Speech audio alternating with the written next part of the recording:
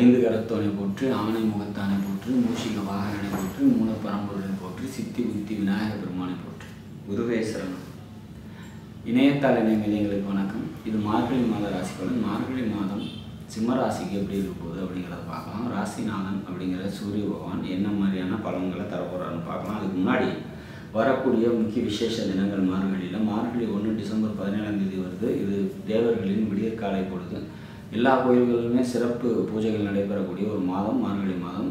இந்த மார்கழி மாதத்தை பொறுத்த வரைக்கும் 30 நாட்களுமே விசேஷ பூஜைகள் நடந்தாலும் அதில் வரக்கூடிய முக்கிய விசேஷ பூஜைகள் அப்படின்னா 23 டிசம்பர் 23 வைகுண்ட ஏகாதசி. அன்றைய தினம் விரதம் இருந்து பெருமாள் வழிபாடு மேற்கொண்டு பரமபத வாசலை அடைஞ்சு நம்மளோட முன்னோர்களை நினச்சி வழிபாடு பண்ணோம் அப்படின்னாக்கா நமக்கு அவங்களோட ஆசீர்வாதங்கள் கிடைக்கும். டிசம்பர் 27 ஆருத்ரா தரிசனம். அன்றைய தினம் விரதம் இருந்து சிவபெருமான வழிபாடு பண்ணாக்கா சகலவித ஐஸ்வர்யங்களும் பெருகும். ஜனவரி 11 ஹனுமன் ஜெயந்தி. அன்றைய தினம் விரதம் இருந்து ஆஞ்சநேயர் வழிபாடு மேற்கொள்ளும் போது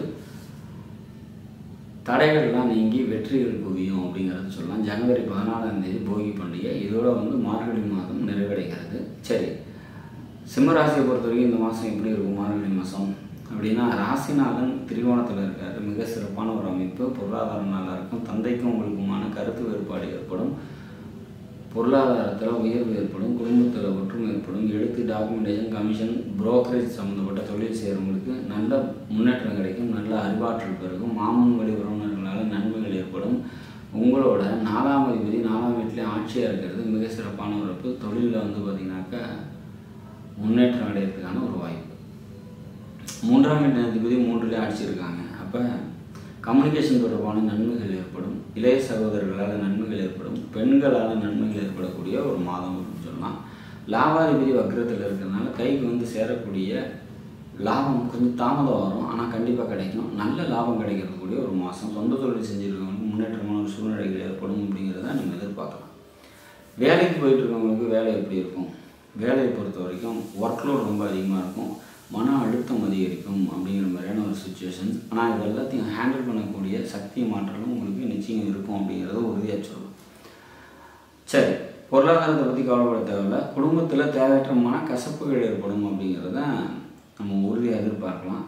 சிம்மராசியை பொறுத்த வரைக்கும் ராசிநாதன் திரிகோணத்தில் இருக்கிறதுனால வரக்கூடிய எந்த ஒரு பிரச்சனையும் ரொம்ப சுலபமாக பார்த்திங்கன்னா ஹேண்டில் பண்ணிடுவாங்க அப்படிங்கிறத நம்ம உறுதியாக சொல்லலாம். இந்த மாதத்தை பொறுத்த வரைக்கும் வழிபட வேண்டிய தெய்வம் அப்படின்னா நரசிம்மர் வழிபாடு கூடுதல் சிறப்பு உங்களுக்கு தரும். டிசம்பர் மாதம் 20, 21, 22 3 நாட்கள் சந்திராஷ்டமி தினமாக வரதுனால அன்றைய தினம் பார்த்திங்கனாக்கா முக்கிய முடிவுகள் எடுக்காதீங்க. வெளியூர் பயணங்களை தவிர்த்துருங்க.